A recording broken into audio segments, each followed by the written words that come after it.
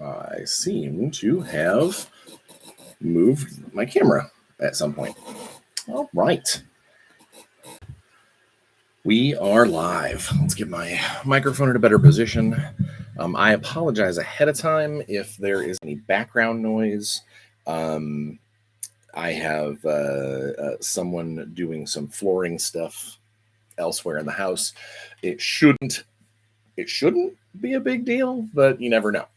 All right, so so let's get this started off the way that you think every other episode is. First off, the first and foremost, so unlike the last couple times that I've gone live, it is those were all because of technical problems, whereas I wasn't sure that I could get the videos rendered right and that sort of thing. This is this is different. This is not for that reason. I This week I had an absolutely staggering level of meetings and additional work and things that I had to get done this week. So I really did not have time to pre-record like I normally do. So because of that, I I got into the studio this morning and realized that I didn't have any video for today, and I wanted to. I hate missing out on weeks unless it's for like a good reason, like I've got a show that happens or something along those lines. Just not being able to do so because of my scheduling, that's ridiculous. So instead of taking a lunch break today, I am doing a live for you guys, for you folks. So yeah, let's talk about the weekend, Bryan, like we normally do. This last weekend was honestly, I did a lot of painting. I did a little bit of gaming. Um, I actually got uh, I got a day of playing Conquest in, honestly, which was unexpected. A couple of my friends were like, "Hey, we're getting together at Saltier Games, Hobby and Games, Toys and Games, down in Indianapolis," and I really after the last couple weeks, I needed a time where I wasn't playtesting. I'm not playing something that I designed or frantically kept to a schedule. I just needed to basically relax, and so I went down and I played. I reinstilled my enjoyment of the game on that last weekend. In fact, to the point where it got me excited enough to start painting again. So I cleaned off my chair, my hobby desk. I am those five battle mechs that have been sitting there staring at me for like 2 months, half done. I got them almost done. They're just about done. In fact, probably over the next couple of days, I'll get them finished, and then I think I'm going to paint my first Conquest unit. And so that way, when next time I play, my force is not just all gray and white plastic. But we'll see. We'll see if I've got the time. This week, however, I did not have the time. I had a lot of meetings with lawyers and licensing, and just lots of meetings, planning, scheduling meetings, production managers, just a lot of meetings this week. They were good. I'm not by any stretch of the imagination am I complaining about going to do these cool meetings and stuff. Um, but it was just a lot of time, which means I did not have a whole lot of free time to do other stuff. Um, which is why this weekend I'm probably going to get caught up on a bunch of different things. I did make a few arrangements to be part of a couple of projects, um, on a kind of a side freelancy type concept. It's not a regular gig or anything like that because obviously Evil Genius keeps me tied up quite a bit during the day, and novel writing quite a bit on the weekends. But it's a couple of really cool opportunities that I I want to non-design based opportunities, if that makes any sense. So yeah, I'm excited about getting to do that going into next year and everything. Um, yeah, everything else, personal life, professional life, all of that is going well. Yeah, apart from just being super busy this week, I wanted to be able to get together and depending on any questions and things that people might have, start some conversations, start some topics. I do have one thing that I'm probably, if I don't get any like deep questions or deep back and forth for the live, I've got this scheduled for an hour. If we have good exchange. Um, if about the 45-minute mark, if things have kind of dwindled, I might cap it off early. But the hope is for this hour to blow by, full of all kinds of awesome, cool stuff. Um, but I did want to go ahead and bring up something that came up in a couple of different conversations, one on Discord, one in person, and it is the concept of, and this is more of a role playing game thing than a miniature game thing. The concept of a build, and I know that the term originated mostly from like online video games and MMOs, where you optimized your thing to do a particular thing, and then it eventually kind of bled over into role playing games, a little bit into modular miniature gaming. But I wanted to know if, to be frank, to be completely honest, um, I hate the term, and I hate the concept of focusing on the mechanics so much. Oh, hey, Korek. Hey, Aknath. Aknath. Um, I hate the concept of focusing all on the mechanics and not on the character that you're portraying and not on the story that you're trying to tell. And specifically going out of your way to be like, if I do these three things, it's the most broken thing in the world. And everyone at the table, is utterly cowed by my awesomeness. Uh, I hate that mentality. And the internet has unfortunately given a voice to this style of role playing, um, where I have seen so many people, they go, well, because I figured out, I figured it out, and this is the equation. And then rather than just playing their weird, broken, horrible equation at their own table, ruining their people's fun, or having good fun with it, I know I sound way snarkier than I normally am, but it's because I'm coming off of a particular a particular conversation, that it is rather than just keeping that to your gaming group and you leaving it to your own, is the number of people that theory craft, that sit there and go, well, if I do this and this and this, I would never do it at my table, but I just thought it was funny that I figured this out.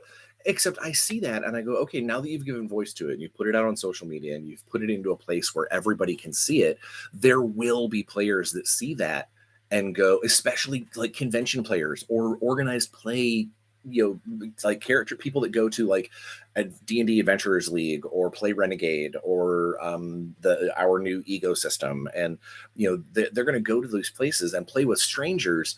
And because they don't want to be shown up, or they want to, I was just, I wanted to make the most powerful character I could.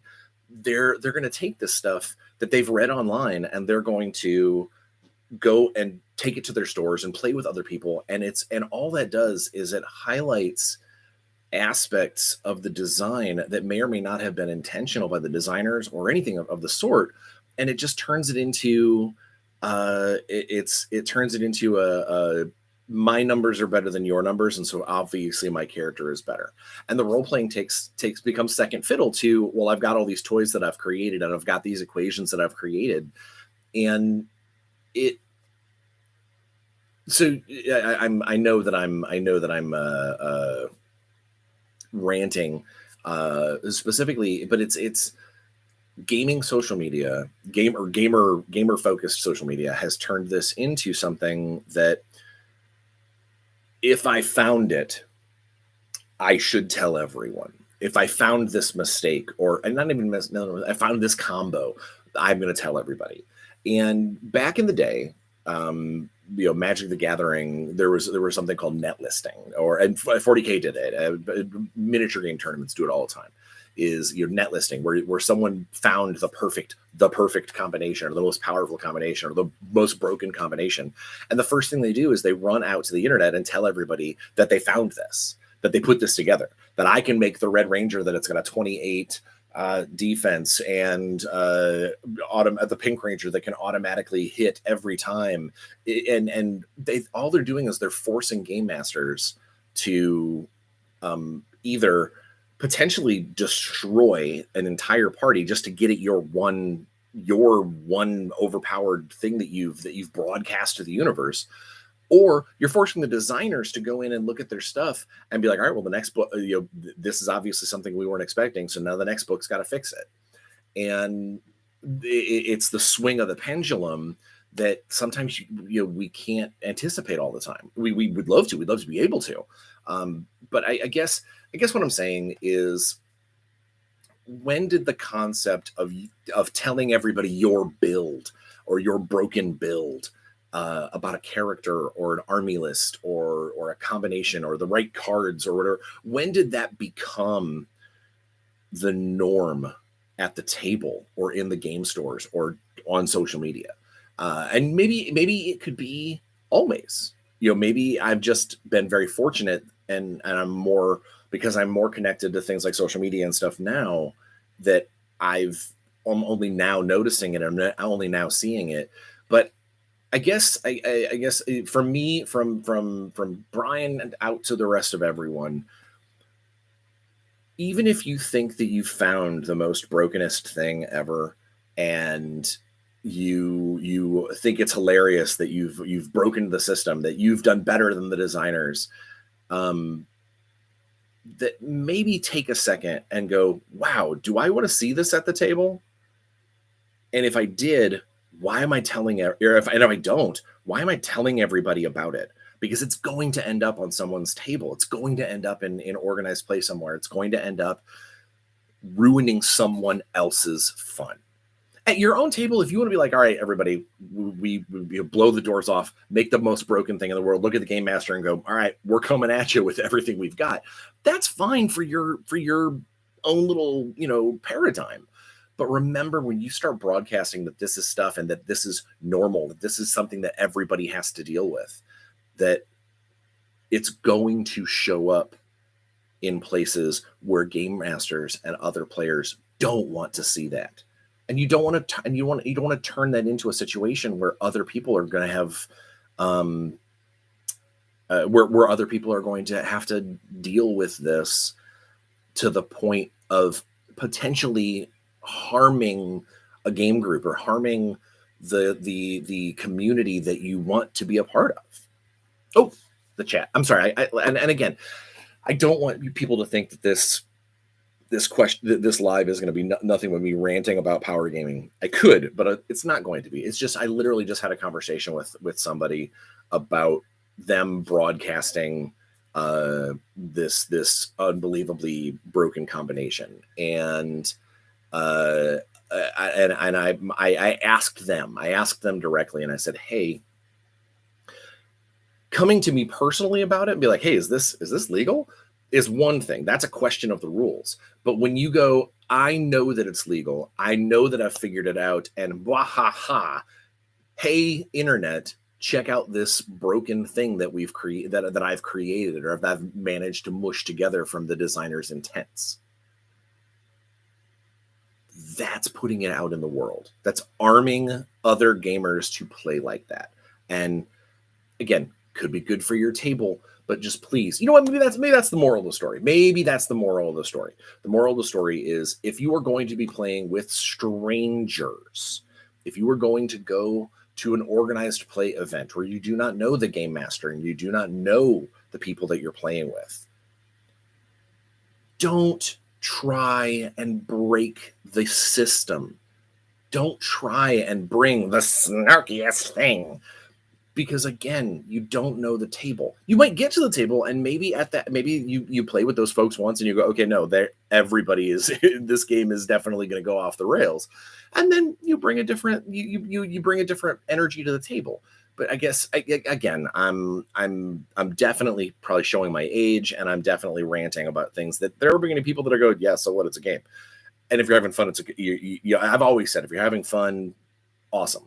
I guess I just want people to remember when they say things into the universe that some people might listen and take that as not your opinion, but take it as this is how it is. All right. Let's look at the chat. Go to the chat. Blue Stripe. Hey Jay.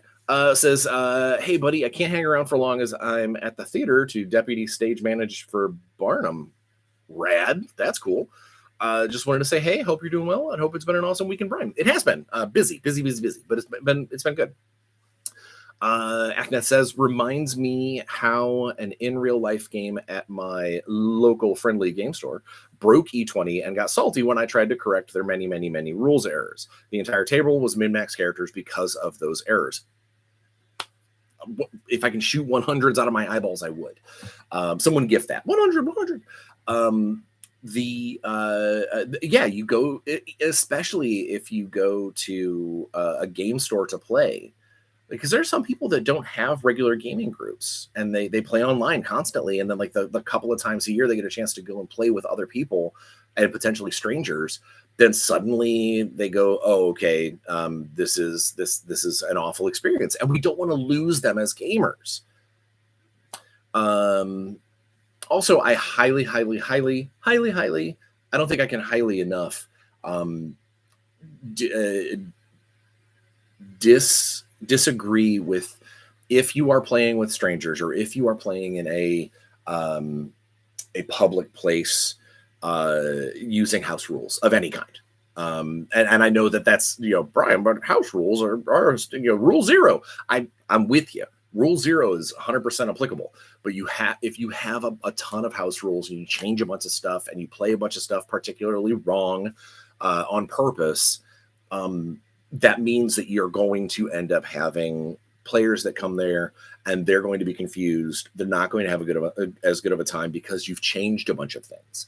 And if you are ever running a convention game or a demo game or anything, do not use house rules because it will absolutely it adds confusion to the people who might go out and buy that game and then go home and try to play it and go, that's not how this was. Mistakes are one thing. Scenario rules, another thing completely. But specifically being like, oh, the rules are written this way, but we play this way. You don't do it at a demo or a convention event. Sorry. Blue Stripe says, I'd cunning GM it and create a threat with a few use superpowers to tackle a specific technically legit OP combo, whilst not using that against the team as a whole. Yeah, but then you get as a GM, you don't want to be labeled as the guy who picks on somebody. You want to try and make things as fair and random and narrative as possible. You don't want to be the one that's like, oh, well, obviously they hate Steve's character, so we're shooting it. We're trying to kill Steve's character. Because then that also leaves a bad taste. It just puts the GM playing with stuff that breaks the system, unless your entire table is breaking the system. All you're doing is setting the GM up to fail. Or to come off as either overbearing, too weak, or the system is too weak or overbearing. So you actually said something, technically legit OP. I've said this before, and it's a slightly different turn of phrase, but if anyone ever uses the term technically or perfectly legal to describe what they're doing, they're justifying bad behavior. Period. They are because if you're doing something that's within the rules, you should never have to say, well, this is within the rules. Because you don't, when I pick up a die, I go, hey, it's technically legal that I can roll these D6s. No, because you're rolling D6s. The only time you ever have to say something is perfectly legal or technically legal is because you're trying to justify it to the people who are listening that what you're doing is okay. Because the rules say the rules say so. Also, I guess this is going to be a rules rant day. This is also one of those things where if you have to try and no one can define a negative. You can't verify the lack of something because we got into a conversation with somebody. I got into a conversation with somebody about something. I don't remember what it exactly was, but basically they were like, well, because the rules don't say that I can't, obviously, it's implied. And I was in a professional setting, so I didn't, go griefy on them. But I wanted to look at them and go, the rules also don't say that when we start playing, I can come over and kick you in the gooch and thereby win. And they don't say that because rules don't define what you cannot do. Rules define what you can do. Laws define what you cannot do. And games don't have laws. Games have rules. You can quote me on that. Make a t-shirt. I don't know. Blue Stripe Leader says, a bit like in a Power Rangers episode where a monster of the week has a weird power that just so happens to be niche handy. Yeah, I'm with you. I completely agree. Sometimes reminding that player, hey, yes, you made this OP build, you made this thing, but you do have some weaknesses, and I'm going to point them out. But the problem is because no plan survives contact unchanged with the players. You could create that monster of the week specifically to target this annoyingly powerful character or whatever.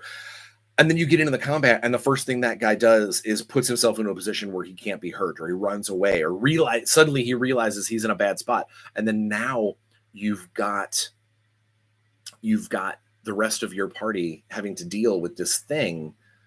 Or as a game master, you're like, oh, okay, well, he's going to run after him and ignore the rest of the team. Now you are metagaming and you're doing weird things just to punish that guy, when it is just so much easier for you as a game master to look at your player and go, hey, I think you've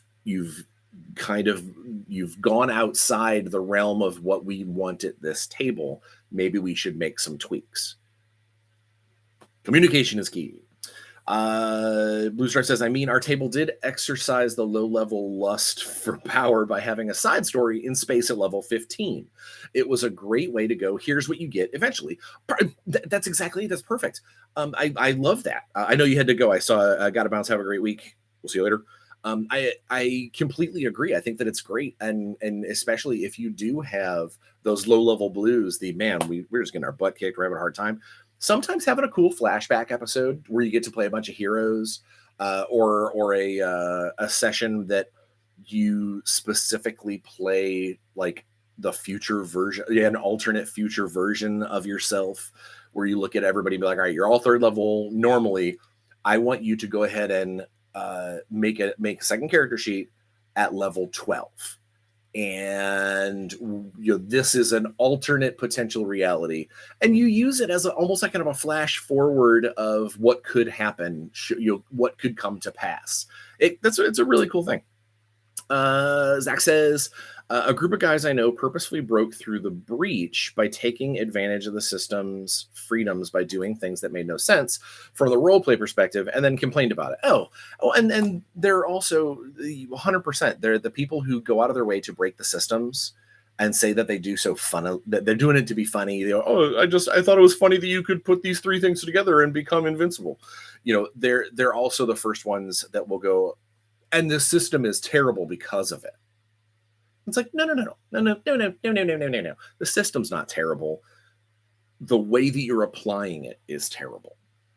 And so from an Essence 20 standpoint, um, when the Power Rangers game originally came out, there were a lot of there were some typos and stuff in the book. We know this. So layout and editing issues. That all that aside, um, there was instances where it didn't take long for someone to figure out that if they play a certain way or they lean a certain way, despite the nature of the design of the game and despite the nature of the license that the game is portraying, that they can totally break the system, and that made that a bad system. And I guess what I want to say is that's such faulty thinking.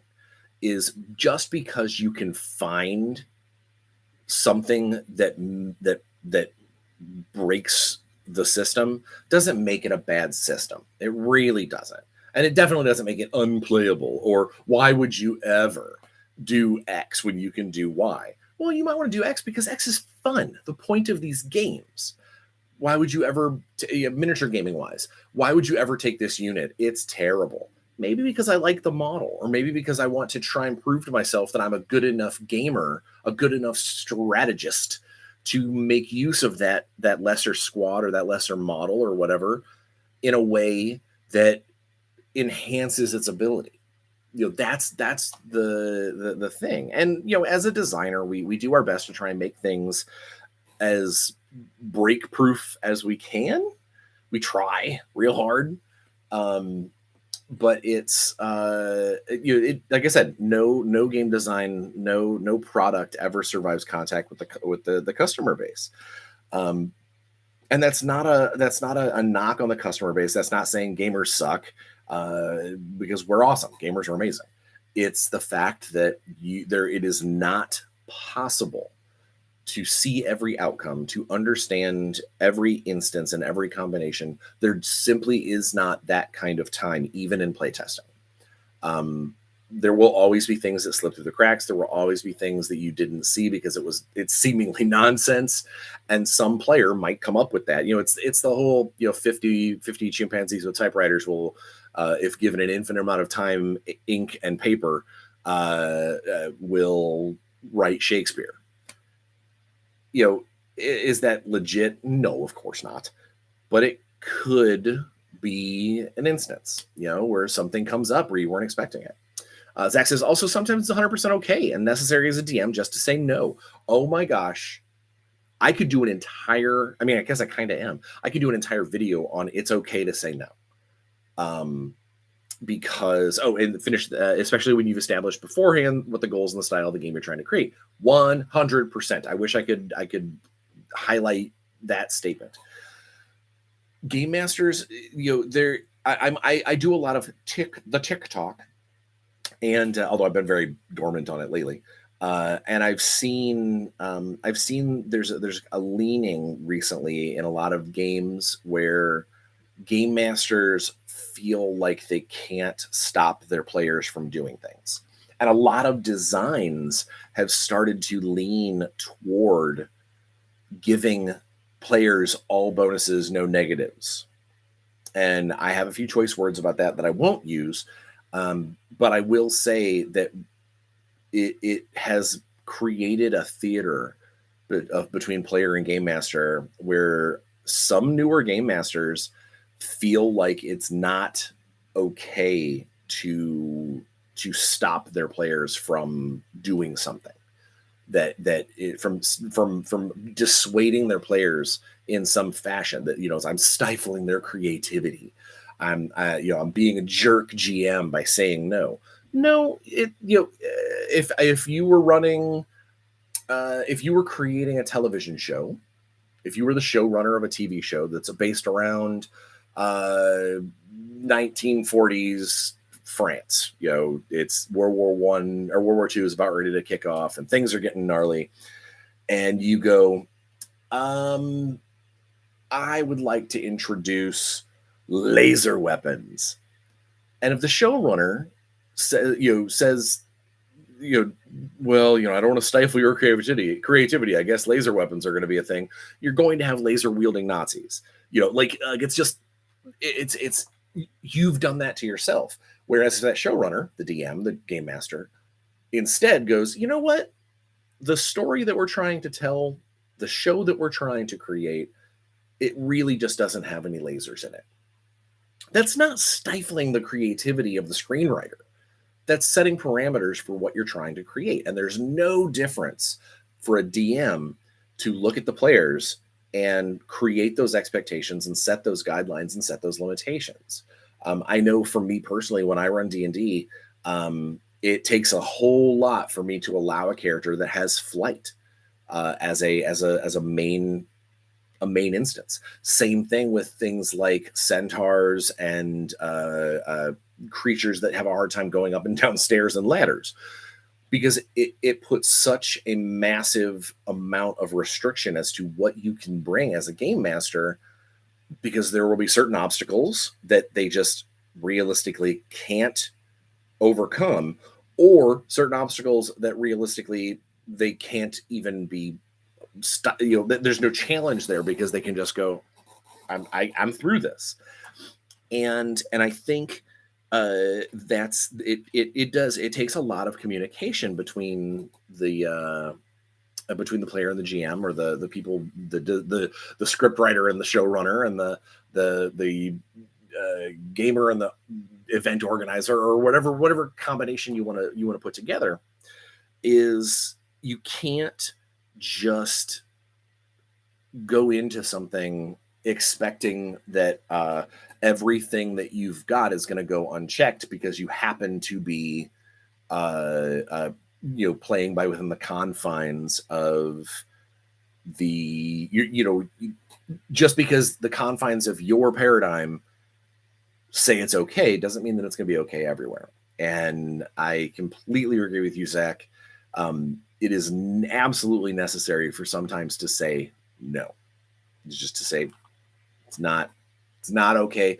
Now, there's ways to deliver that information, to just go, hey, we're not really using that at my table, or my universe doesn't have Aarakocra in it, or nah, we're not using mercenary rules at this time because we're focusing on starter kits, or whatever the case may be.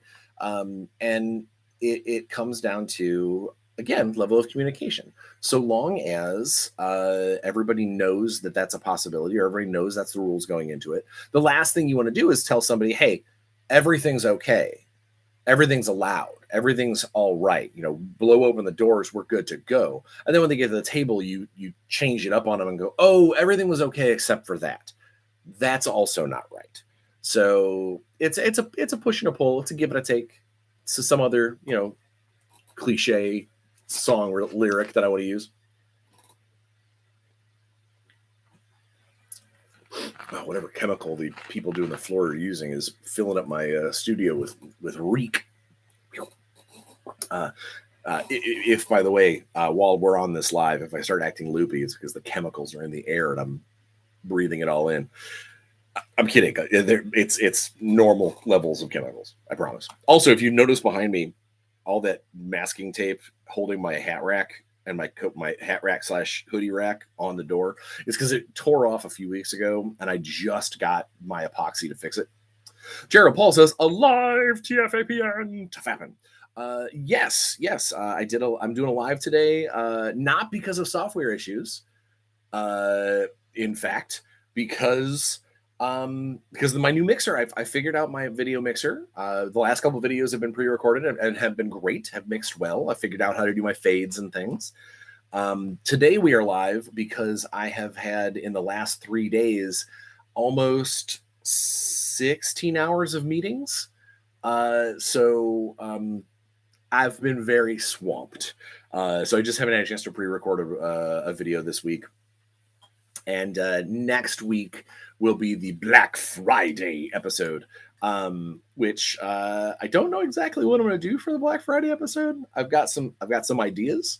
I think we might do, in the spirit of Black Friday, I think we might do an episode based on wealth, commerce, and the dreaded shopping session in role playing games.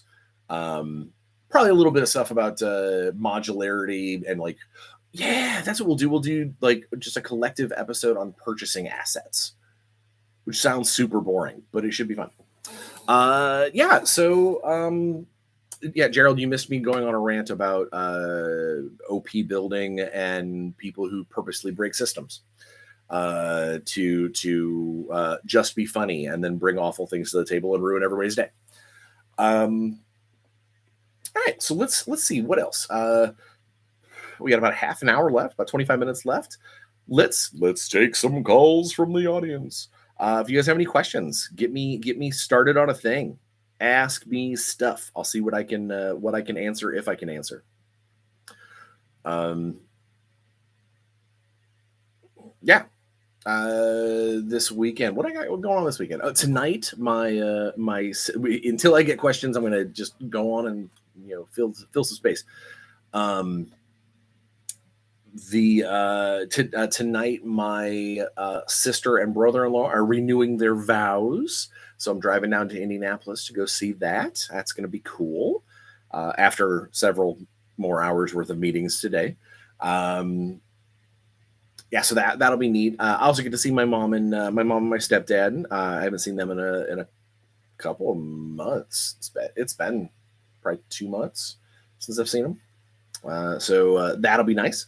Oh, Zach asks, "Is today the day?" ? So I had a meeting. I know I've been saying a lot about meetings. I had a meeting this morning with Alex and Jake from Resnova, not Jake from State Farm. But I had a meeting with Alex this morning, and we talked about kind of a couple of the last few tweaks. He has been super busy with real life parenting things. So he's just trying to basically finalize all the text. We know what's going into it. We know the stuff that's being changed in the Warzone Eternal rules. We actually had a couple of late additions to that list.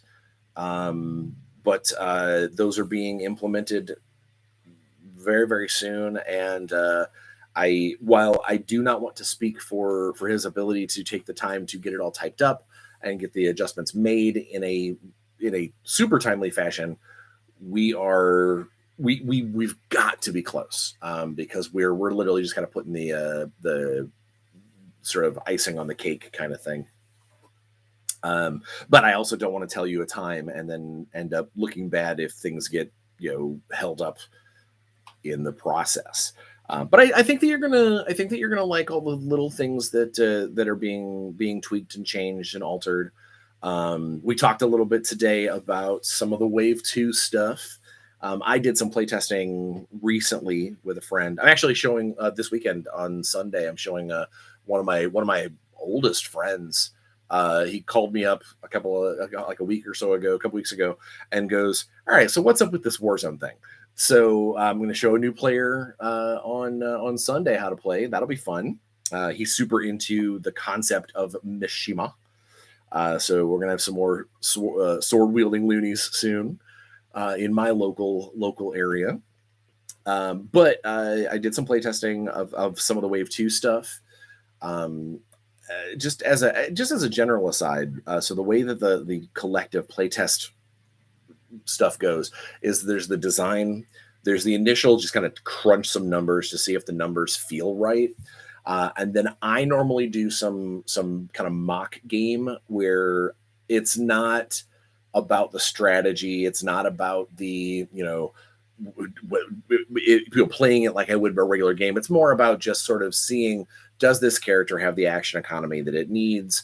Does this character have if they've got new abilities that need testing? Does it feel right on the table? That sort of thing. And then we get quite a few games in with that stuff at pre-play test. And then it goes out to the playtesters proper, and then they beat the hell out of it. We make any tweaks, and they go into the situation. So, but there's one particular unit in Wave 2, the Cybertronic unit in Wave 2 that Alex and I had I've been toying with it a little bit in the pre-play tests, but but we had a slight tweak to it as of our meeting this morning that is I think is going to be amazing. Even if it's not like, oh my gosh, it redesigns the wheel. It's not. It's just I think that it's going to be something that highlights how truly unique Cybertronic is compared to the rest of the factions. Is Wave 2 one new unit type per faction? I think so. Except I think Brotherhood. I think Brotherhood technically gets 2. Yeah. As long as everything comes together, Brotherhood's getting 2, but they are not the kind of thing that you field lots of. So it's more like 2 individuals kind of thing. Two supporting individual style models. But yeah, everyone else is getting like 1 unit squad type, kind of similar to how the unit boxes are from the Kickstarter. Can you tell us anything new going on with Everyday Heroes? So yes, actually. Let's see. Rambo and Universal Soldier. The cinematic adventures for Rambo and Universal Soldier just. I think people are starting to get their physical books. They're starting to ship out. The Vault, the Rules Compendium Volume 1, has gone to the printer and isn't back yet. But it's another beefy book. It's another sizable monster.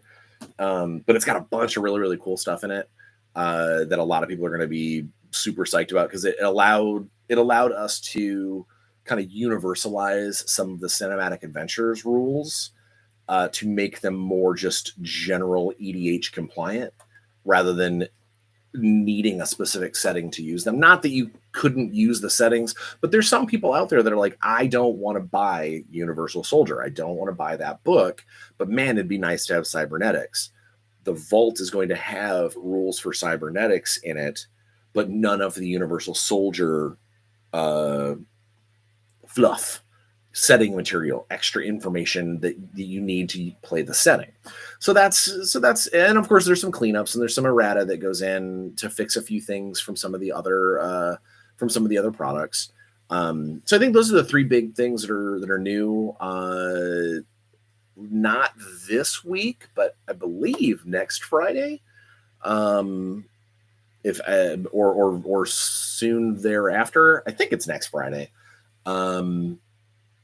The second installment of the agency files will come out for the people who saw the first one, the Men in Black-esque character class. We are building off of that to kind of create. So the whole goal of the Everyday Heroes bonus features is kind of like ways to add on small bits of rules, small concepts, new classes, new feats, equipment, new origins, things like that. With a way that we don't have to invest in a full printed book to get them all out. And that way it also is, for $5 you get a new class and a bunch of new information rather than spending, $30 on a source book just to get that one class. You can just get the class now. And then, over time we'll add some more stuff to the agency files and, who knows, down the road, maybe we'll be able, if there's enough of that put together and enough, interest, maybe we'll take all that stuff and compile it into like a print on demand source book or something like that. But yeah, so that'll be cool. Just last week we put out the Outlaw Bikers from Rich Redman, which is basically Everyday Heroes rules on how to play or how to create and play an outlaw biker club, a motorcycle club. If you squint real hard, it kind of looks like Sons of Anarchy. But for obvious reasons, that's that kind of thing. All of our cinematic adventures are based off of movies.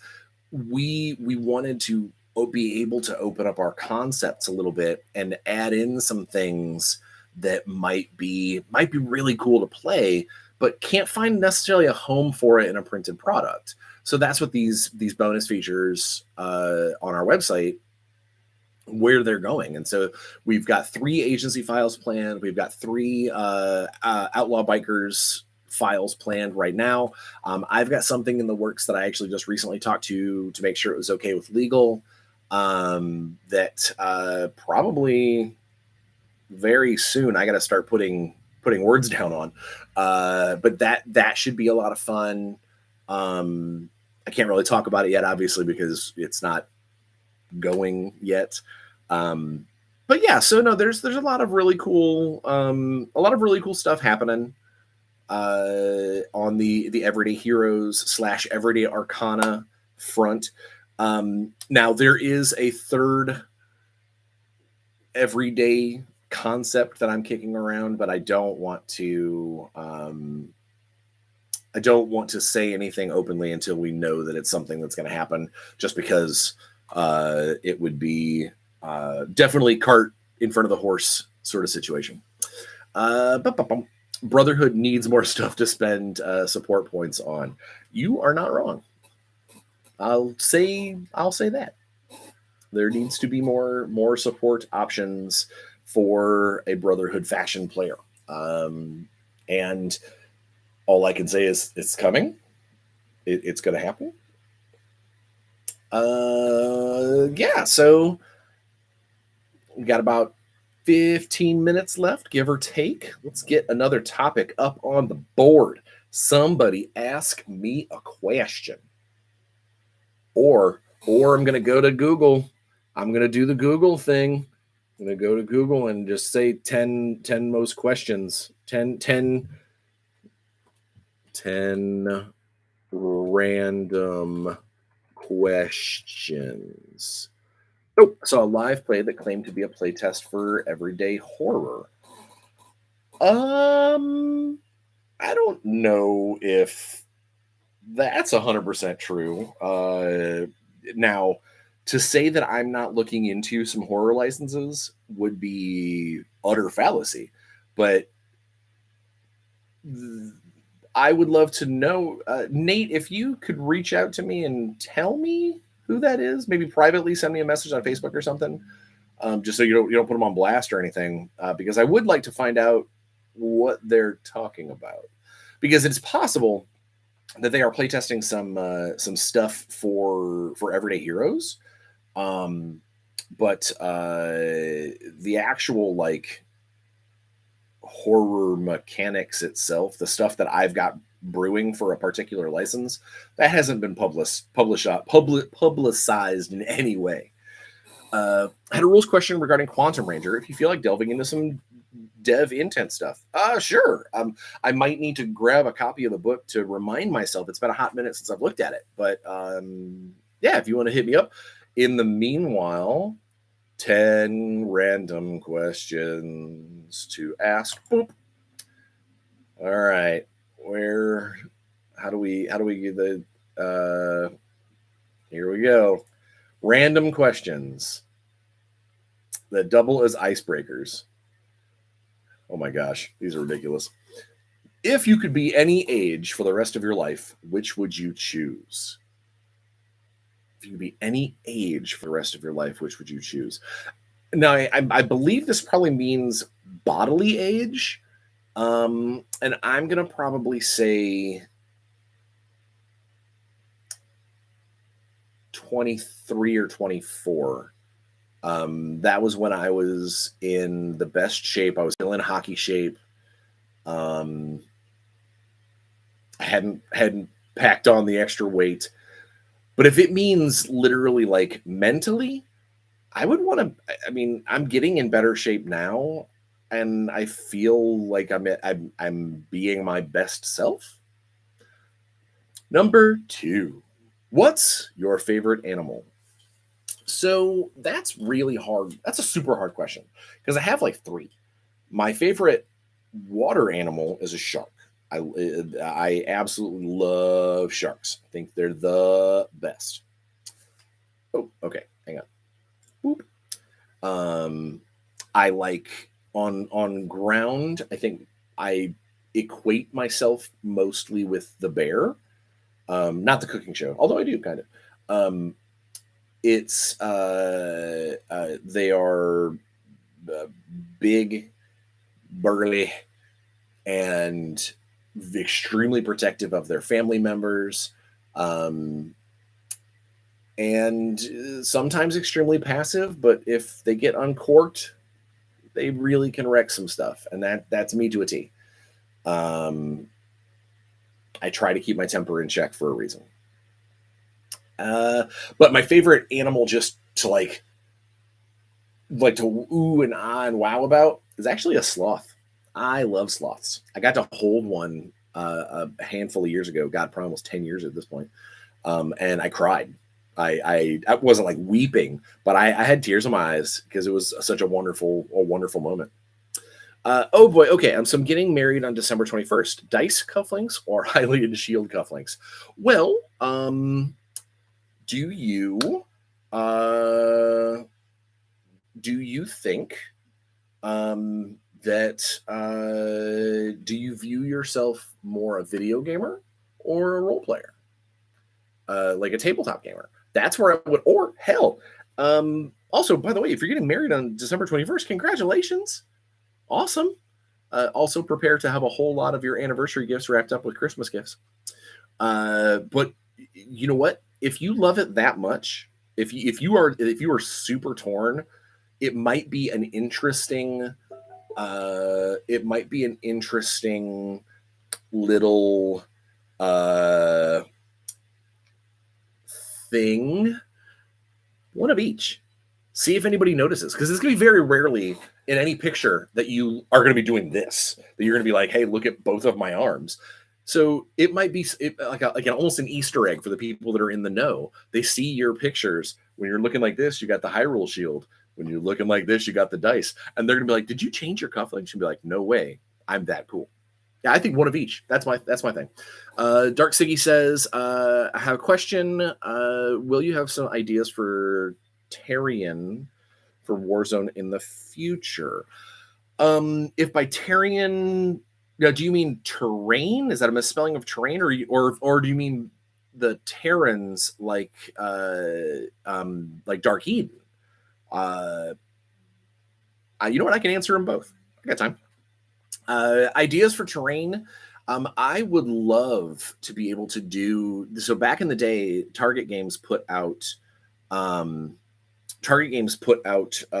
these cardboard kind of folded cardboard build a scenario things, and I loved those. And technology has gotten so much better with being able to use like MDF and laser cut print board and things. I know that I would absolutely love to be able to be able to do, if not redo some of those old cool kits, come up with some new ones would be rad. I would love that. I can't say that for certain because again, it's going to be based off of sales and things. We're trying real hard at Resnova not to go back to Kickstarter to try and fund more stuff. The goal is to have the sales fund the stuff. So we'll see. That's what I guess that's what I can say. I know that the people over at Death Ray Designs are really, really good at building terrain. Same thing with the guys at Warsenal, which we're friends with both. So yeah, who knows? I would love it. I would absolutely love it. Zach says, can you tease us on one of the new scenarios? I can't. And it's not because I don't know them. It is because they are a little more modular than the ones that I wrote with an organized play feel in mind. So, yeah. On the topic of terrain, what are the odds we'll get some physical maps for Everyday Heroes with modern tile sets? Actually, really good. I don't like to announce things ahead of marketing, so I'm not going to. But I will say this, that we have got a very, very, very, very big plan for maps and map tiles and things in general. Monster Fight Club makes cool Metropolis buildings. Yeah, MFC makes a lot of really cool terrain stuff. I dig a lot of their cool things, or a lot of their plastic stuff. It'll be neat to see where they take that line. Um, and I would love to see if they some of their Metropolis buildings are not quite as I'm going to say war torn as I'd like them to be, which is why I'm such a huge component for I forgot what they're called. I use it all the time. Tinker Turf. I love the Tinker Turf stuff because a lot of their aesthetic really fits the Warzone kind of dogma. But no, if Monster Fight Club made some more like kind of diesel punk style stuff, some near sci-fi, I would definitely scoop some of that up. I would do so. All right, we've got about 5 more minutes, so I'm going to do a couple more questions. If they come up, if they don't, we won't. In the meantime, while I'm waiting, number 3, which celebrity would you choose for your best friend? Which celebrity would I choose for my best friend? Jason Momoa. He's not only my Aquaman, but he seems like a pretty cool dude. If you could only wear one color for the rest of your life, which one would you choose? Black. And that's not even like that's not a question. It's because I know I look really good in emerald green. It brings out my eyes. But black is the best universal color for me to wear in most circumstances. What's your favorite memory of us? Oh, random questions to ask your friends. I was like, and we got stuff. My buddy Doug designed a lot of 3D printable terrain for various Kickstarters and such. I'd love to see kits like you described, even if it's offered up like an STL. Yeah, no, I would be definitely on board for that sort of thing. The question becomes, when it comes to Warzone, there's always a licensing thing. Is that everything that we try and create, everything that we make has to go through Heroic Signatures. They've got to get the okay because they're going to get a cut of that. They're going to get their royalty percentage on anything that we do. So if we make it, if it is a Warzone Eternal themed thing to the point of it's part of that license, then it means we got to get permission, and then it means we also have to pay them royalties on it. Whereas if we go to somebody like Death Ray Designs, or we go to somebody like Warsenal and go, okay, we really would love a set of sci-fi, trenches with barbed wire, or we would love a big dark, monolith for the dark symmetry. Now, as long as we don't put the label on it, we don't make it an actual part of the license, then it will be okay. They make money. We get cool terrain out of the situation. It's their product that we are kind of helping them create, and then we do the marketing for it and try and get our players to buy it. STLs. STLs are still a very weird to sell them. It is still a very weird thing. I know there's people that are super big proponents for selling STLs and letting people with printers print their own stuff. But where you run into the hiccup there is when you are selling off an STL, you are basically you're creating a digital product that creates a physical product, and now you run the risk of that person then printing it and selling it themselves. And is that considered a breach of service? So there's just a lot going on to that, and especially with something that is a licensed property, because how do we control somebody who is printing it themselves, selling it themselves, but yet it is our licensed material. What specific kind of board designed for Warzone would I like to see? Oh man, I've got two. One is more of a I would love to make this for like a specific scenario. I don't think it'd be great for an everyday game, but it'd be a lot of fun to have as like a special event. And that would be like the Tunnels of Mercury. Basically, do uh, like a city fight style thing, but it's all subterranean tunnels. I would love that. And then the other one is one that I wanted to have done for Adepticon, but life got super busy and super hectic, and it just got away from me. I want to do a board that the centerpiece is a broken down, wrecked Bauhaus tank.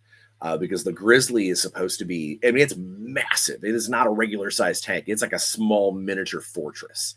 And I would love to have that be like the center building that people get to fight on and over. You know, it's got access ladders. It's got like a machine gun turret. We could actually have a piece of terrain that has the turret special trait. That's what I want. I would love a nice Venusian battleground that's got a Grizzly in the middle of it, broken down, half buried in the mud, maybe. That'd be cool. All right, I have got to go. I've got another meeting shortly. In fact, actually, like now. So the meetings continue. This was a lot of fun. Next week, as long as all goes well, I'll have another pre-recorded. We'll have a pre-recorded commerce-based Black Friday episode. So without further ado, please be safe. Wash your hands. Get your shots. Don't cough in people's faces. Wear a mask in places where you think you have to, especially going into the winter months when even not even just COVID, just like the flu and stuff is running around. So just try and be healthy, be safe. Leave every room a little happier than when you got there, and play some games. We will see you in a week. Thanks for hanging out.